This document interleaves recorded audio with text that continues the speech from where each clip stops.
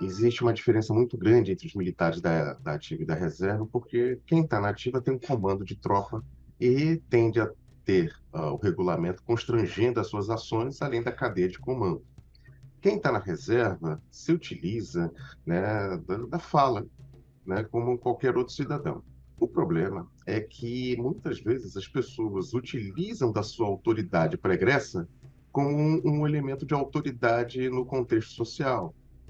Então, o fato de ter sido general, o fato de ter sido coronel, é visto para as pessoas, para outras pessoas fora do meio, né, como uma autoridade que está ali e que acaba representando, mas não representa a totalidade do Exército, ou da Marinha ou da Aeronáutica. O Exército tem em torno de um pouco mais de 300 mil soldados, né, e não vamos imaginar que todo mundo pensa igual.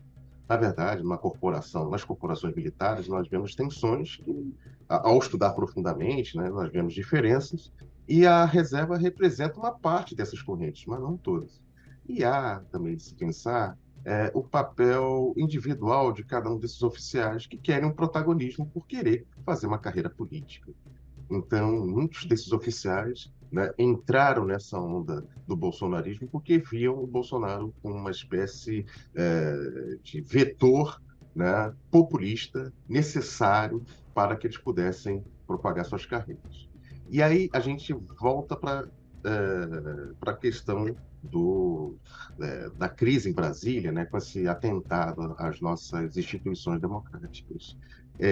Uma parte da reserva, sim, apoia e usa o mesmo método do Bolsonaro, né, que é um método muito baseado numa ideia de liberdade e democracia, um tanto quanto fantasiosa, eu diria até para os extremistas, né, na visão que eu tenho dos extremistas, até parasitária. Eles precisam coagir a democracia e só impor o seu tipo de liberdade, né, para impor o seu discurso, e é uma liberdade que não é feita à minoria, crítica, tanto é que qualquer pessoa que critique o que eles fazem, né, é taxada como traidor. E isso, quando chega fora do círculo dos oficiais da reserva, né, nos civis, então isso descamba para um extremismo ainda maior. Mas eles alimentam esse extremismo.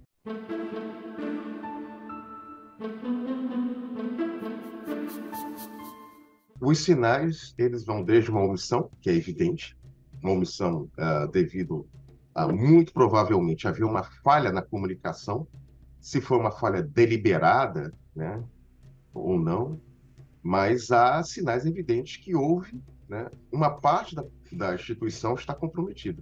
Que parte é essa? Né? Se fala hoje muito no gabinete de segurança institucional. E o gabinete de segurança institucional ele foi muito militarizado no governo Temer e mais ainda no governo Bolsonaro.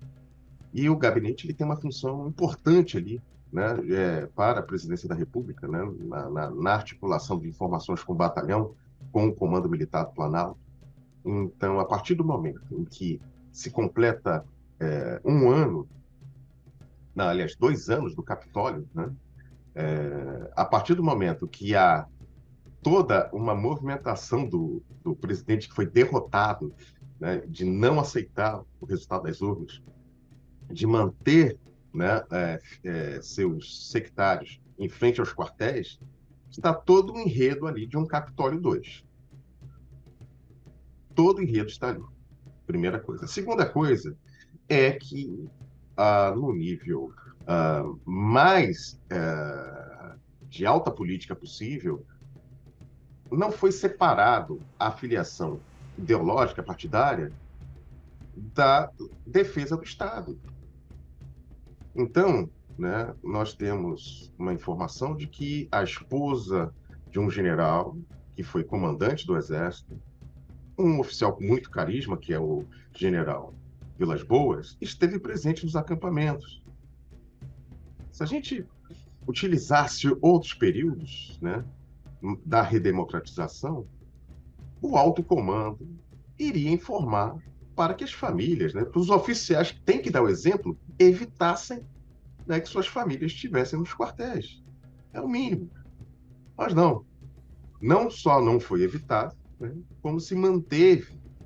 E hoje sabe-se que oficiais de baixa patente né, alimentavam, né, esses grupos que ficaram nos quartéis. Há muito a se descobrir ainda. Então, permita-me, né, certa moderação, né, em relação ao envolvimento total de como, se foi uma negligência, se foi deliberado, que ainda há muito a se descobrir. Mas há uma grande falha na instituição e uma parte dela está comprometida.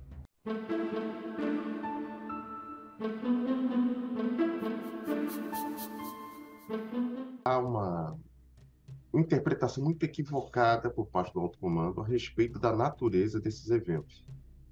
Então, o evento, na verdade, são dois eventos que estão conectados. Um, naturalizar a manifestação como manifestação da família militar em frente a quartéis, naturalizar solicitação de intervenção militar, que é algo que está fora da Constituição, é antidemocrático, né? Não adianta, não há nenhuma interpretação razoável, né, dentro do arcabouço jurídico que fale que o artigo 142 é de intervenção militar.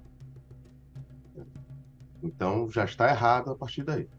E uma percepção muito equivocada por parte do alto comando, que essas manifestações, né, em prol do Bolsonaro, solicitando o artigo 142, né, não eram antidemocráticas e que se juntam com outra manifestação. E aí, quando eu falo junto, é apenas porque a outra forma de manifestação foi muito mais agressiva. Mas isso não quer dizer que elas não estejam muito conectadas, né? Ao meu ver, uma dá a naturalização da presença e a outra, né, permite o ataque às instituições. Uma Hum. não funcionaria sem a outra. Uma espera a outra. Então, nesse sentido, o alto comando não foi capaz de perceber isso, perceber a gravidade do que estava acontecendo. Ou se percebeu, não teve as respostas, né, mais efetivas para diminuir, mitigar isso.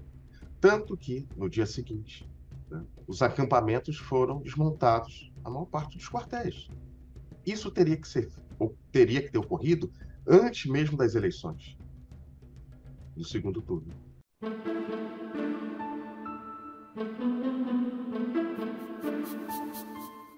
Eu acho que esses três elementos podem ser, de certa maneira, colocados a partir do momento que houver mais informações. O que nós temos são indícios, né?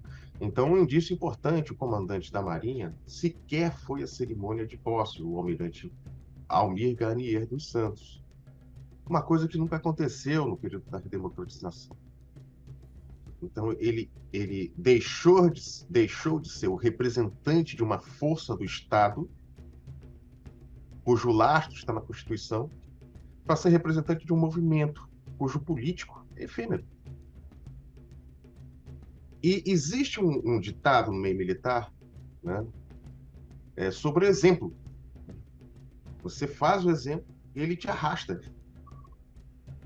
A sinalização do comandante da Marinha que saiu era de quebra de hierarquia. Mas ele não foi o único, mas é um elemento importante no alto comando que estava saindo. Há outras interações, por exemplo, do próprio gabinete de segurança, né, com a presença do general Heleno e a influência dele. O sobrenome é o mesmo, mas não somos parentes. Então, há essas interações. Há, por exemplo, uma das golpistas presas, tem uma foto no Twitter abraçada ao general Mourão. Veja bem, eu acho que nos últimos 4 anos nós naturalizamos a falta de decoro em diversos níveis. E nesse sentido, né, envergonharia ao homem que prestou serviço à pátria ter sua foto associada a um movimento desse tipo e achar que não é um movimento terrorista. Então são duas quebras de decoro, né? Muitas vezes a gente fala de corrupção relacionada a recursos, né? Mas a corrupção, a base dela é uma ordem moral.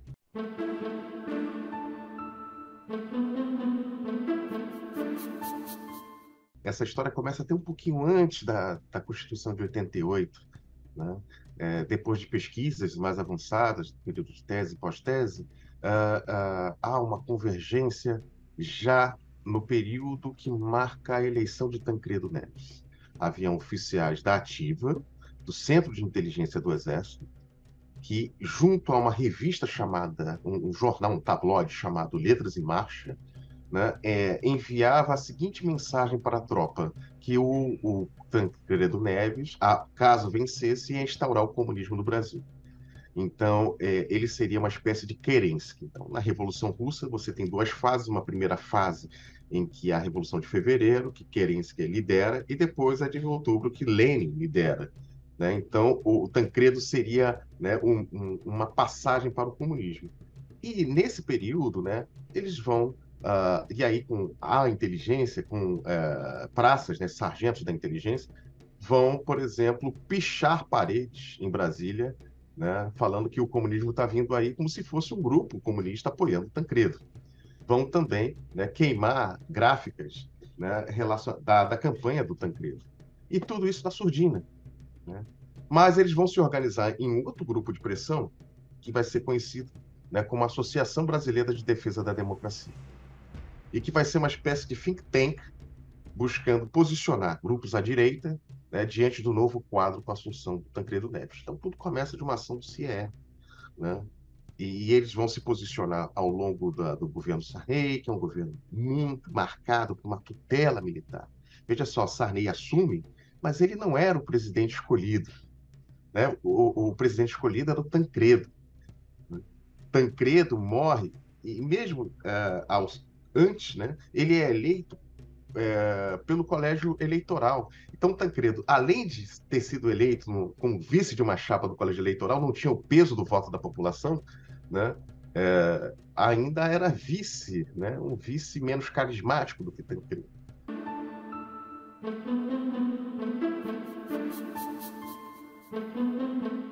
Exatamente, ali no Maranhão. Então ele só sai praticamente, né, só sai do bloco quando uma parte do chamada Arena se transforma em PDS e desse PDS sai ali a chamada Frente Liberal, que vai formar no futuro o PFL. Então, ele era orgânico ao regime.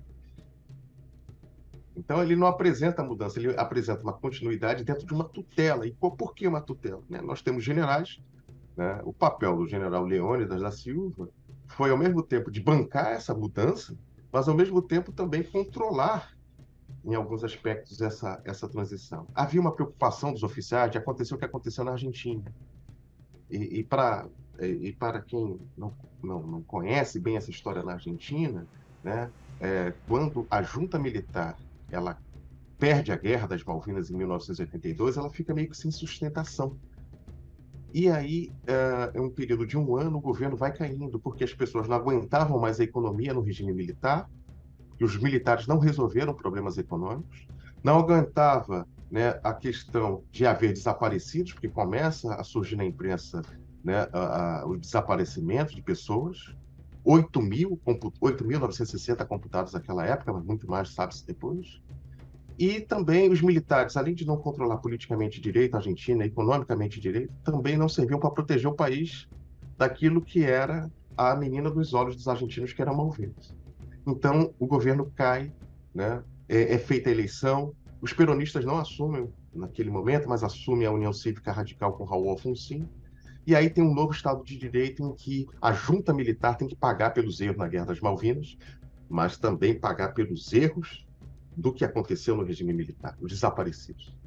E os oficiais brasileiros ficam com receio disso acontecer aqui no Brasil. Né? Os oficiais que têm culpa no cartório. Né? Aqueles oficiais que têm uma tradição de democracia também, as Forças Armadas.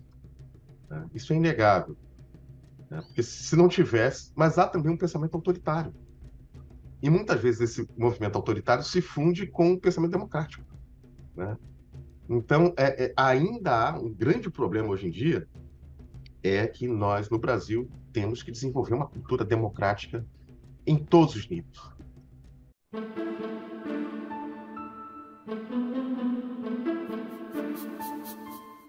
Principalmente no meio militar, porque eles têm que ter a noção do que eles defendem. Eles não defendem uma linha ideológica, eles defendem um Estado. Muitos oficiais sabem isso de cor e salteado. O problema é que basta uma laranja podre no meio do caixote, né, para você contaminar o resto.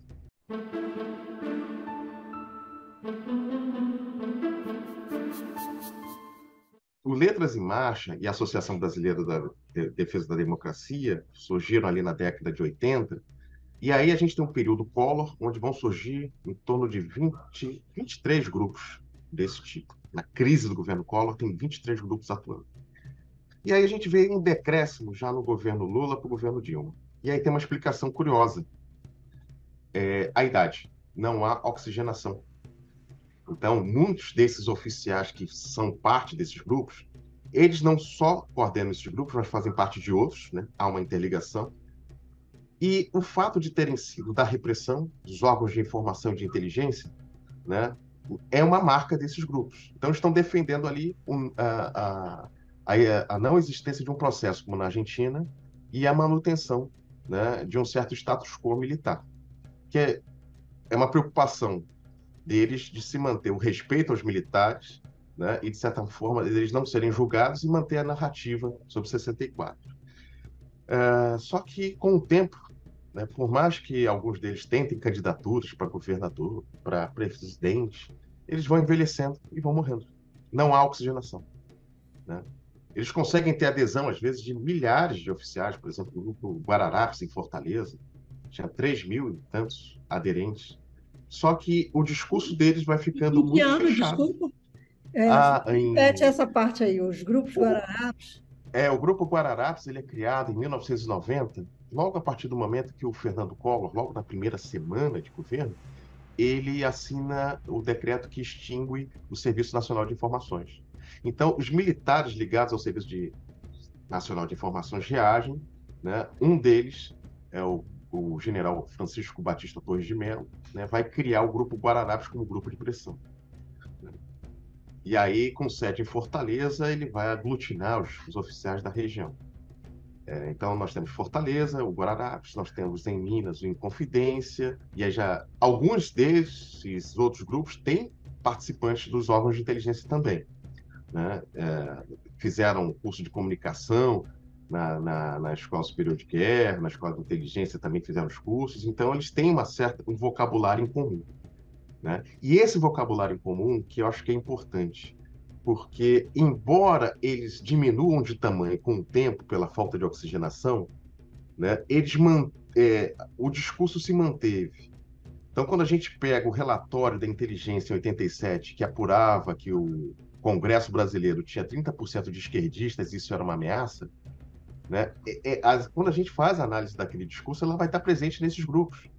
Os movimentos da mulher, movimento negro, são vistos como uma espécie de gramicismo. Então, quando a gente vê o Olavo de Carvalho repetindo essas bobagens, ele não está sendo em nada inédito, né? Ele está repetindo esse vocabulário da agência do Serviço de Informações. Tinha um general chamado Sérgio Avelar Coutinho, que vai ser um porta-voz, né, dessa ideia do gramscismo, dessa luta com o gramscismo. E, por sua vez, eles estão lendo, né, a nova direita dos anos 60 dos Estados Unidos. Estão lendo também a extrema-direita dos Estados Unidos dos anos 80, questão das universidades serem antros de drogas e tal. Isso é uma leitura que eles fazem, nada é do... Não tem a criatividade, né? É claro que depois vai ter para outras coisas que a gente olha e não consegue conceber como uma pessoa com 30 anos de serviço público consegue ver o mundo dessa forma, né? Para nós que temos a mínima bagagem, muito menos bagagem, né, do que essas pessoas que passaram 30, 40 anos, como é que elas conseguem entender o Brasil como uma luta de comunismo logo após o Muro de Berlim? Ou no governo Lula, que vai ser um governo impulsionador do consumo. Consumismo é diferente de comunismo. Então tem uma troca de letras aí e uma profunda, né, alteração do sistema cognitivo dessas pessoas. Mas é que leva até o Bolsonaro.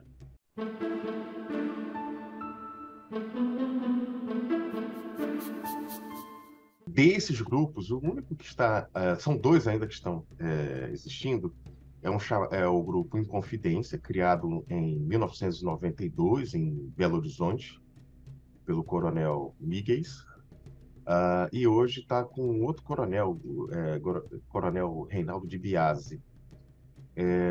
Eu posso passar alguns manifestos desse grupo. Recentemente, né, eles escreveram, eles tinham um site, agora só tem um Facebook, né? Eu tenho até aqui aberta uma fala muito intrigante, né? Em que eles mandam uma carta para o Bolsonaro, né? Falando dessa necessidade de pressão em relação aos poderes, tá? Existe uma lógica desses grupos que é a chamada, inclusive uma jornalista de O Globo pontuou muito bem, que é a chamada linha macarrão, ora mole, ora dura. Eles tensionam, depois eles recuam. Então, pedem quebra do Estado Democrático de Direito, né? Tem que acabar com o Congresso, daqui a pouco recua. Não, a gente vai se candidatar para o Congresso e tal, vamos eleger líderes militares. Isso não é muito diferente do que o Bolsonaro faz, né? Ele tensiona, vê os efeitos e recua, né? O problema é que quando a gente está num quartel, né, esses tensionamentos e distensões são até naturalizados pela hierarquia e disciplina. Mas quando a gente está na democracia, né, isso atinge diferentes formas das pessoas, né? Então, o grupo Inconfidência, ele ainda mantém esses manifestos. Tinha um jornalzinho, né, que era fácil de encontrar nos comandos militares. Ele fazia cerimônias alusivas a 1964, tá? E tem um outro grupo chamado Terrorismo Nunca Mais, cuja sede era no Clube Militar e tem uma sede em Brasília. A história do Terrorismo Nunca Mais é o seguinte: a partir de 1995, alguns oficiais impactados com a política de direito, de memória do governo Fernando Henrique, passam a escrever como uma espécie de réplica, né, a expressão terrorismo nunca mais em suas cartas. Havia já um grupo chamado Tortura Nunca Mais, né, liderado pela Cecília Coimbra, né, cuja história e cujo valor social é enorme, né, por trazer as dores de quem sofreu o terrorismo de Estado.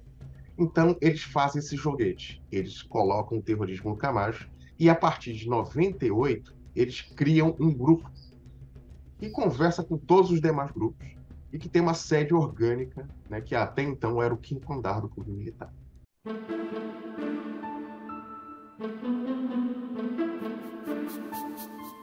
Sim, na verdade, muitos deles tinham ligação direta com o próprio grupo Guararapes, porque existe, em todo esse panorama de redemocratização, esses grupos de pressão eles sinalizam o quê?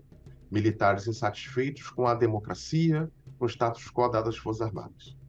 E dentro da instituição militar, agora falando por parte da ativa, existe toda uma educação voltada a colocar como cânones da honra os valores de 64, né?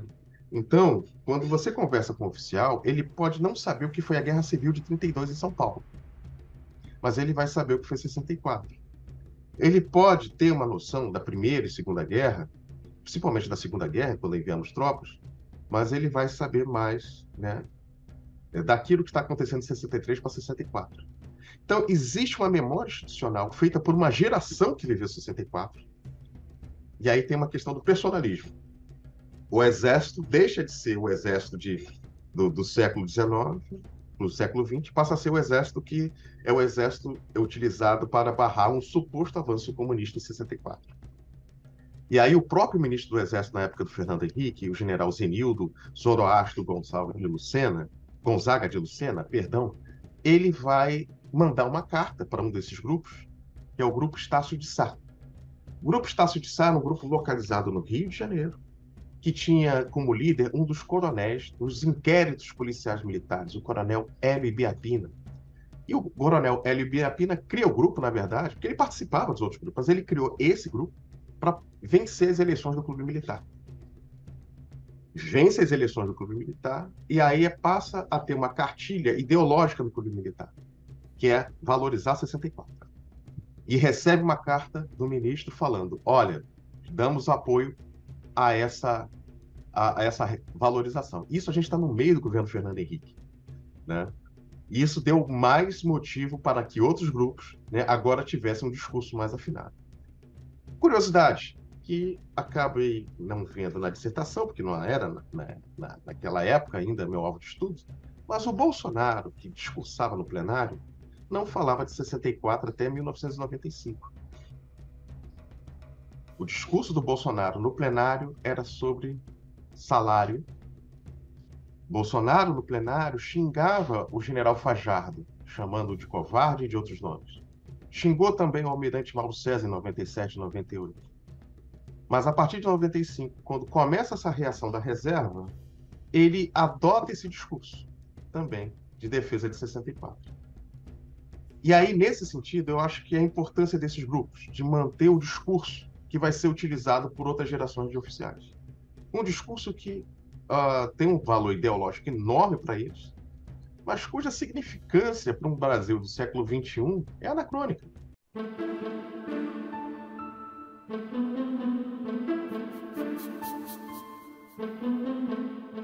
É isso. Existe também uma sensação de superioridade. Essa sensação de superioridade, ela teve vários momentos. E ela vem, por incrível que pareça, paradoxalmente, de uma sensação de ressentimento no século XIX. Então, quando a gente pega o século XIX, nos aponta um grande historiador da área, que é o José Murilo de Carvalho, a principal força armada do Brasil não era o Exército, era a Marinha. A Marinha que era a força base do Império, era o Império Marítimo. O Exército, ele tinha ali, ele disputava com uma nova instituição chamada Guarda Nacional, criada em 1831, né, os poucos recrutas que podiam. A classe média ia para a Guarda Nacional, comprava a patente de coronel. O Exército tinha aqueles que tinham a vocação, né? Todo Exército tem sempre. O Exército sobrevive muitas vezes porque tem gente que tem vocação, né?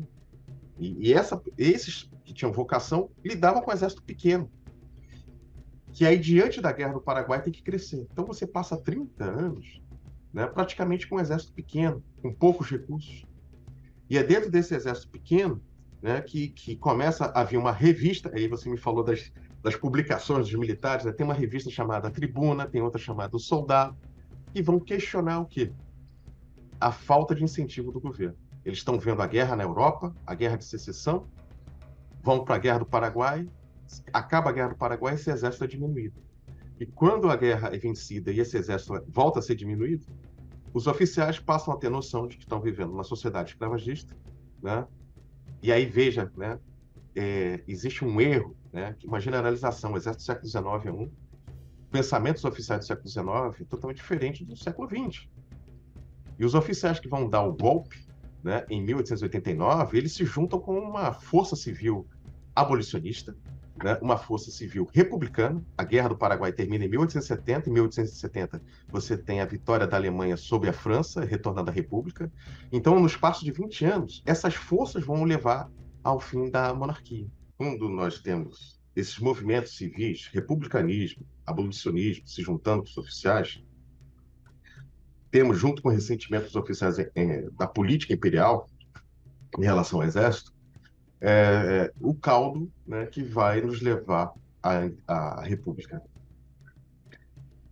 Mas é um fator que ajuda a criar no Exército, né, não apenas uma resposta ao Império com a nova ordem, mas um sentimento de superioridade. Esse sentimento de superioridade vem da sensação de inferioridade na época do Império.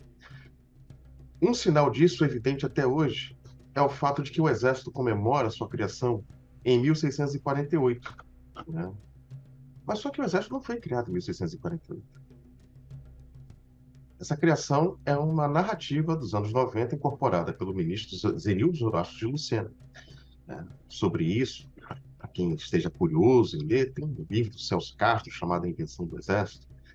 Mas eu queria até chamar um outro autor aqui. Né? Temos o João Schultz, que fala do século XIX, e o Eliezer de Oliveira, que vai falar um pouco do positivismo, né? Com uma ideologia que vai alimentar esses oficiais no final do século XIX. E o positivismo, embora não tenha sido tenha aderência de todos os oficiais, você vai ter o Benjamin Constant, que é um professor que assume a escola militar aos 50 anos, que vai ser uma influência nesse sentido. E a ideia de uma ordem, de um progresso, não de uma revolução. E de que a ciência, né, nos levaria, inclusive, a um final sem guerras. Essa crença, que não é uma crença só dos positivistas brasileiros, que tem a sua interpretação específica, mas também de toda a Europa, que estava ali meio que naquele período com da Pax Britânica, sem tanta guerra, né? Essa crença na ciência. E isso vai alimentar, né, a escola militar da URCA, né? Hoje nós falamos da AMAN, né, mas essa escola ela funcionava ali na URCA, perto do governo republicano. E foi sede de uma série de movimentos, né, contra o próprio governo. No princípio, apoiaram Floriano Peixoto, que foi o nosso segundo presidente e ditador. Depois se colocaram, né, contra na revolta da vacina. E depois meio que se calaram um pouco até 22, né? Mas 22 já era uma outra escola, era a escola do Realengo. E há uma percepção desses oficiais de que a política não conseguia resolver o problema do país. A Alemanha tinha estrada de ferro, o Brasil não tinha. Tinha muito pouco. A França tinha um alistamento muito eficiente, a Alemanha tinha um alistamento eficiente, o Brasil não tinha. Então, as necessidades operacionais e estratégicas se misturavam com as necessidades de um desenvolvimento do país. E aí você vai criar oficiais que vão querer pensar o Brasil.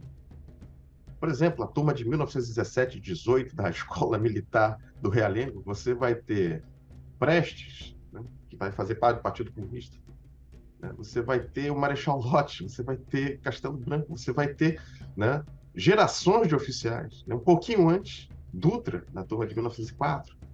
Então, esses oficiais, diante de um país extremamente atrasado, que demandava uma organização, vão começar a se politizar, né? Pensar questões que não são da alçada militar, mas cujo poder civil tinha dificuldade.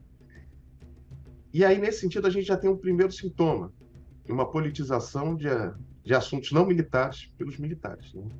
E um outro sintoma a gente vai ver já no final da Segunda Guerra Mundial, que é quando o Brasil, né, ajuda as tropas aliadas a vencer, né, os nazistas e os fascistas, né, com atuação importante na Itália, mas não menos importante aqui no litoral, no Atlântico Sul, né, para garantir, né, a passagem dos recursos. Mas uma parte da oficialidade se coloca contra o governo Vargas. Não havia sentido em lutar contra o fascismo, não havia sentido com o governo Vargas aqui. E aí nós temos um golpe.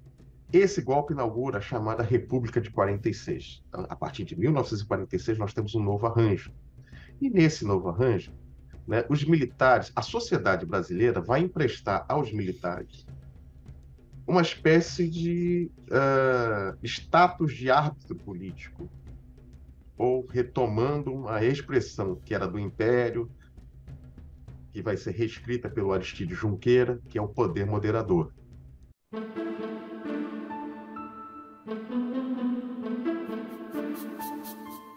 Exatamente. Uhum. Né? O poder moderador é o poder do imperador. O Aristídio Junqueira retoma essa expressão em 24, mas na verdade ela vai ser utilizada para explicar a atuação do Exército a partir de 46. E por que a atuação do Exército em especial, não da outra força, como a Marinha ou a recém-criada Aeronáutica? Porque se a gente pegar todas as eleições presidenciais de 46 até 64, até 61, perdão, 60, 61, a gente vai ver que pelo menos tem um candidato militar na disputa. Veja bem, né? Primeira eleição, 46, general Gaspar Dutra, Eurico Gaspar Dutra, general brigadeiro Eduardo Gomes. Então, dois oficiais generais disputando a eleição. Na eleição que se elege Vargas em 50, Vargas e Eduardo Gomes. 55 é a eleição que dá a vitória a Juscelino Kubitschek, ele derrota Juarez Távora, que é general, né, que foi interventor também, que foi tenente, né, tenentista, né, foi do movimento tenentista. E em 60 a gente tem o Marechal Lott, que garantiu a posse, por ser legalista, a posse de Juscelino, disputando contra Jânio Quadros. Tem um estudo que um grande amigo está fazendo, o professor Paulo Cunha, que ele mostra que o perfil do Congresso em 46 não é muito diferente do de 2018 em relação à participação dos militares. Então, o que nós temos nesse período da República de 46 é que a nossa indústria, né, setores que promovem uma diversificação da sociedade e da economia, ainda não estavam prontos. Então, você tem uma camada de militares muito forte ainda na sociedade. E a burocracia militar, muito devido à guerra, ela avançou. Isso já tinha acontecido no início do século XX. A burocracia militar ela foi se modernizando mais rápido do que as outras. E isso dá uma percepção para a sociedade em geral que os militares são mais eficientes. Mas é uma questão muito conjuntural que não pode ser tomada para toda a história do Brasil.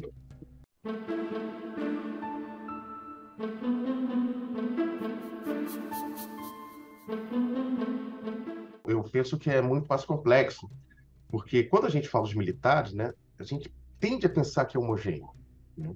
Mas, por exemplo, no próprio golpe que deu origem à monarquia, você tem a Marinha que se coloca contra, né? Então, nós temos, inclusive, né, setores da Marinha que vão se organizar, fechar a entrada da Baía de Guanabara e fechar a entrada do Porto de Santos, aquilo que vai ser conhecido a Revolta da Armada. Nós temos os chamados batalhões dos negros, né, que são monarquistas e vão se colocar contra batalhões do Exército. E aí depois a gente vai ter um movimento que não tem muito a ver com isso, mas acaba sendo apropriado, que é a questão de Canudos, né? Canudos é um dos grandes dramas da história brasileira. Morreu em Canudos mais de 10 vezes mais do que soldados na Segunda Guerra Mundial. Então, em Canudos morre em torno de 20, 25 mil pessoas. Na Segunda Guerra morrem 500, 469, né? Brasileiros morrem na Segunda Guerra. Então, muito mais do que foram mortos na Segunda Guerra Mundial, né? Mas não há um entendimento de Canudos. E Canudos foi uma manipulação por parte da mídia, principalmente do Rio de Janeiro, né? Que entendeu aquele movimento como um movimento monarquista, né? Bom, década de 30, né, quando tem o golpe que dá que leva Vargas ao poder, tem setores do exército que estão ali se contrapondo. A oficialidade do alto comando é contra a Vargas, mas depois ela tenta fazer o chamado movimento pacificador, né? E existe depois, na década de 40, grupos que entram em tensão, né? A garantia da posse de Juscelino Kubitschek foi muito pela determinação de um oficial legalista que era o Marechal Lott, então General Lott. Em 64, nós temos grupos que não vão se colocar à frente, em choque, muito devido à decisão do presidente que estava saindo, o João Goulart, que estava sendo destituído por um golpe, de não ter derramamento de sangue. Mas havia, né, tropas do Corpo de Fuzileiros Navais prontas para reagir. Tem uma foto, né, emblemática, que são os fuzileiros sendo presos pela polícia do Exército. Então, sempre há um tipo de choque. Às vezes, ele não é tão evidente.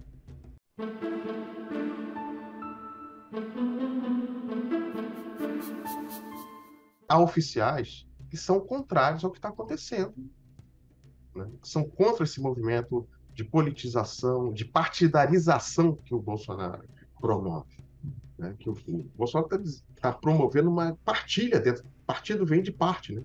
Então, ele está desenvolvendo uma partilha dentro das Forças Armadas.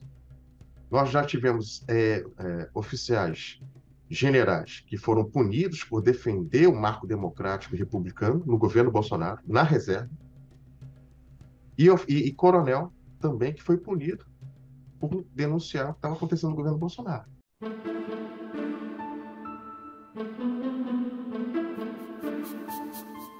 Tem o caso do coronel Marcelo, né, Pimentel, que já está bem conhecido, né? Tem o caso do Almirante Negro também, né? E há outros casos que vão, por exemplo, sem uma punição, há o caso do general Santos Cruz, que inicialmente apoiou o governo, né, mas dele se desvinculou rapidamente, né? E aí, por que é tão difícil encontrar na ativa essas tensões? Porque a instituição militar ela é feita de regulamentos que impedem aquilo que seria a voz para o público, né? Então tem um belo trabalho, né, da psicologia que é saída e voz, né? Então os oficiais normalmente, quando eles falam pedindo exoneração, vão para a reserva, né? Porque é difícil utilizar a voz devido ao regulamento. Então, mas a tendência é que encontremos vagarosamente esses oficiais que se colocam contra.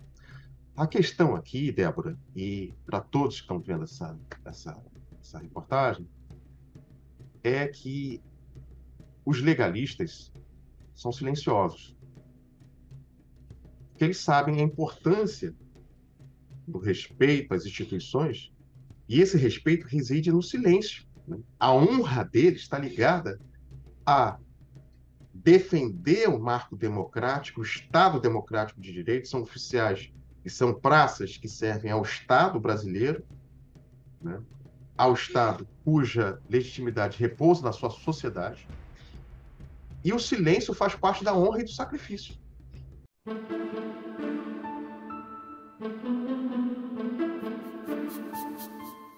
Não, não. O silêncio tem vários significados. Depende muito do contexto. Existe uma expressão que se usa, né, para os oficiais legalistas, que é chamado grande mudo. Então, no Brasil, nós tínhamos três correntes de pensamento. Saiu o José Murilo de Carvalho mais uma vez, ele pontua três correntes de pensamento, né? O soldado cidadão. Então, o soldado tinha que ter os mesmos direitos de um cidadão, como a atuação política, direito à voz.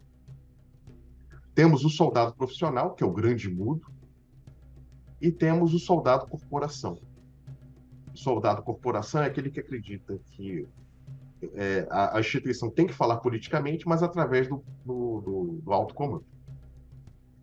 E essa ideologia do soldado corporação é a que é mais vigente nas Forças Armadas brasileiras, principalmente depois de Vargas, né? Porque quando a gente olha as atuações, os golpes militares, eles vêm, né, dessa cúpula. O soldado cidadão abre a possibilidade de vir de baixo. Com o Bolsonaro, essa questão do soldado cidadão retornou da pior forma possível. Porque existe uma falta de decoro que faz parte da retórica do Bolsonaro. Então, agora você vê oficiais usando o celular para xingar a instituição, xingar colegas que pensam diferente. Isso abertamente.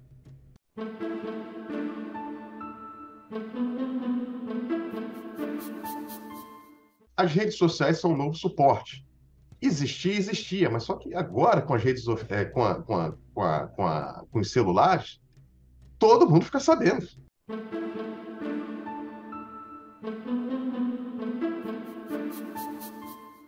Exatamente. A retórica dele é disruptiva, no sentido de que quanto mais chocar, mais chama a atenção do público.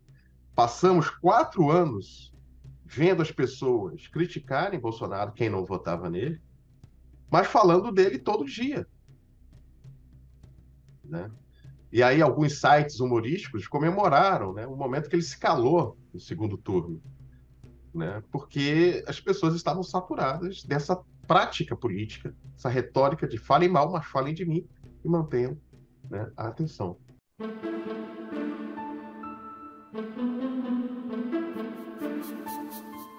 Por exemplo, o Grupo Inconfidência, ele tinha um site e divulgava seus eventos nas datas de 31 de março, da Intentona Comunista, e hoje, me parece que agora eles só estão com o Facebook. O Terrorismo Nunca Mais também. O Terrorismo Nunca Mais foi o primeiro desses grupos a ter um site, isso nos anos 2000. E aí eles convidavam articulistas da extrema-direita para falar. Então, por exemplo, nós temos um evento em 2008, no Clube Militar, com um jurista, que é o Ives Granda, que já se falava da interpretação do artigo 142.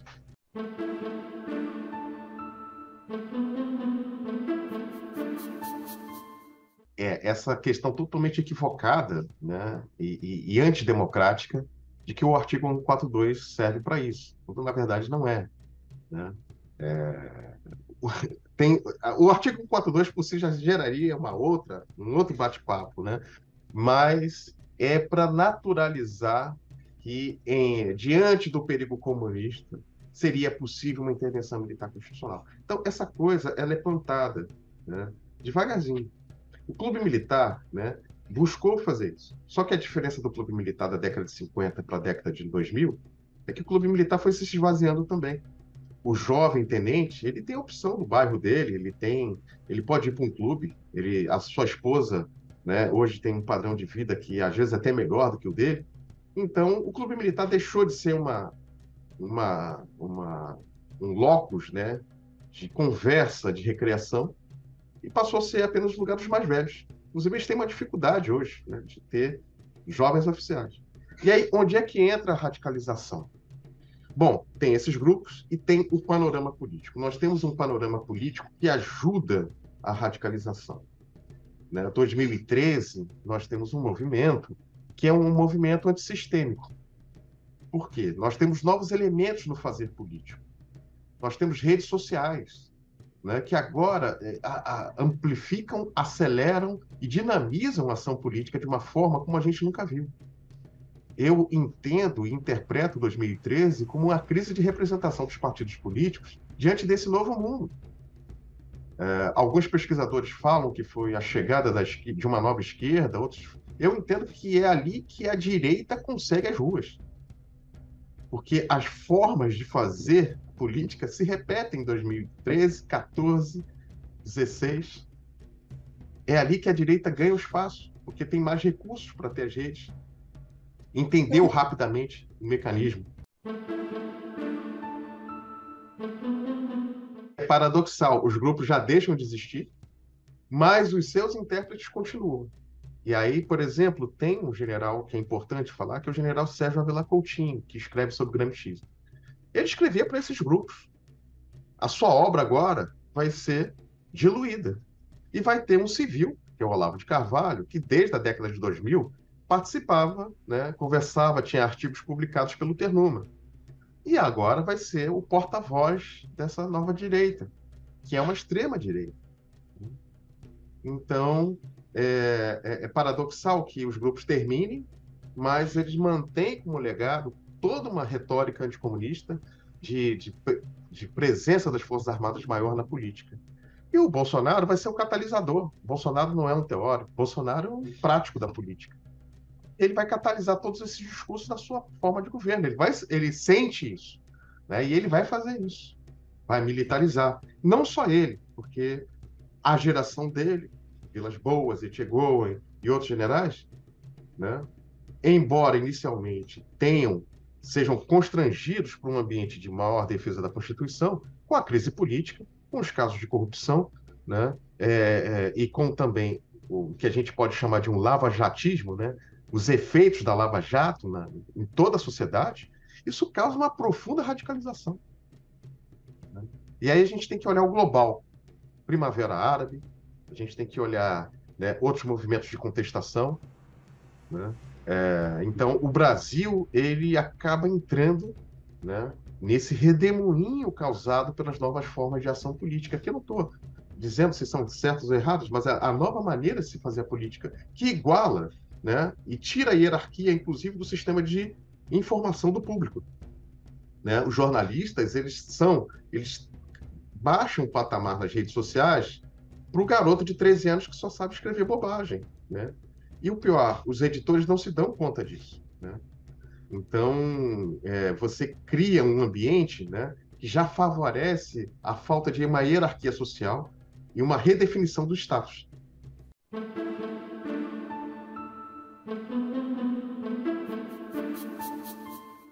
Acho que essa é a pergunta mais importante. Eu posso dar uma opinião, mas eu vejo que alguns governos tentaram reformar as Forças Armadas, por exemplo, na década de 20, com a missão militar. Mas o que acontece, até o governo Lula com os grandes projetos, mas essa reforma ela se deu através de projetos que não mudavam a base. Existe, por parte do sistema político brasileiro, uma certa ignorância sobre as Forças Armadas, né? Então, por exemplo, o Rio de Janeiro é um estado onde se tem uma quantidade de operações de garantia de lei e de ordem muito grande para a segurança. Isso significa que o Estado não é capaz de prover segurança à sua cidadania. São Paulo não admite operações desse tipo. São Paulo tem uma das polícias que se comparam a países. Então, cabe ao corpo político, né, deliberar sobre a qualidade da segurança pública para a sua cidadania e cabe, no mais alto nível do Estado, deliberar sobre a defesa do Estado né, diante de ameaças externas.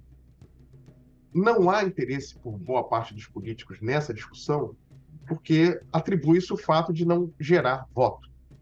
Mas é necessário, né, haver uma discussão madura sobre o que nós queremos para o país.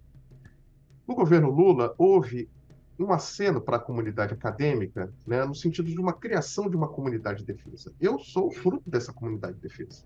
Né? Havia poucos especialistas no início dos anos 2000 e hoje temos uma comunidade de 600, 700 pesquisadores que conversam com essa temática. É muito representativo, mas há de se haver várias mudanças. Há mudanças, a todas as Forças Armadas, e a Força Armada Brasileira não é diferente, ela vai mudando com o tempo. Né? Chegam oficiais que começam a visualizar a importância de mudanças e de diálogo com a universidade, por exemplo. Né? Há 20 anos, um oficial que quisesse estar no banco universitário era considerado um traidor, um comunista, principalmente no Exército. Hoje, um oficial que está no banco universitário, ele é visto como parte de uma carreira, que a gente chama de carreira em Y. É tão valorizado como o combatente que está ali no campo. As coisas vão mudando, a sociedade vai mudando, e o Exército reflete isso. Mas a ação política de um presidente ou de uma presidenta em relação às Forças Armadas no Brasil, ela pode ser mais incisiva a partir do momento que tenha consolidado um Ministério da Defesa mais eficiente. O Ministério da Defesa, criado em 1999, né, foi um dos últimos ministérios a serem criados, mas ainda está em uma dificuldade de ter funcionários civis. E por que funcionários civis? Porque tem coisas que os militares, né, são melhores, que são as atividades militares. Algumas atividades administrativas, tudo bem, mas nem todas. Nessas, o civil pode fazer. Se gasta muito para se formar um oficial.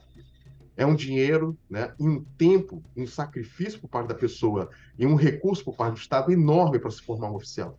Então, ele tem que ser utilizado na sua função fim. Nas funções acessórias, né, a gente tem que ter os civis. E civis que tenham, primeiro, né, não é uma indústria de concurso. Né? Senão você vai formar pessoas que só vão pensar nos seus interesses. Mas gente com uma profunda formação em democracia, república e instituições. E que vão fazer desse ministério, né, a base para a defesa de uma sociedade, de um país que aspira a ser uma potência e tem tudo para ser uma potência. Então, consolidar um Ministério da Defesa é importante. Uma outra reforma que o governo Lula teria que enfrentar, ela teria que ter ali, né, uma parceria com os oficiais legalistas. Porque é impossível para um oficial legalista não notar o grau de perigo e de comprometimento que as nossas forças estão nessa crise política. Então, é necessário, né, uma ação madura, né, dessas partes. O Múcio é um ministro, né, que agora está ocupando a defesa, e ele é mais um articulador. Múcio deve fazer, né, no melhor dos mundos, né, esse enraizamento do Ministério da Defesa. E negociar, né, com os legalistas, que são a maioria, as condições não só mínimas, que a gente não pode falar de mínimo, a gente tem que falar das condições ideais e tentar trabalhar nas melhores condições, porque isso não é tão distante do que a gente quer. Né? Os oficiais legalistas já estão acostumados a isso. Né? A gente tem que trabalhar nessas condições para que se garanta o quê? Um diálogo maduro. A gente precisa ter indústria de defesa, a gente precisa ter democracia, república e instituições sólidas. E as Forças Armadas, em especial o Exército, precisa se modernizar, não no sentido do equipamento, mas dar-se conta que nós defendemos uma sociedade complexa, diversificada e, o mais importante, plural. Se nós não entendermos isso, né, fica difícil de chegarmos a um ponto em comum. Precisamos da lealdade dos oficiais. Os oficiais precisam entender que a sociedade que eles defendem comporta tudo, inclusive os movimentos que são antagônicos. E esse diálogo maduro precisamos ter o mais rápido possível.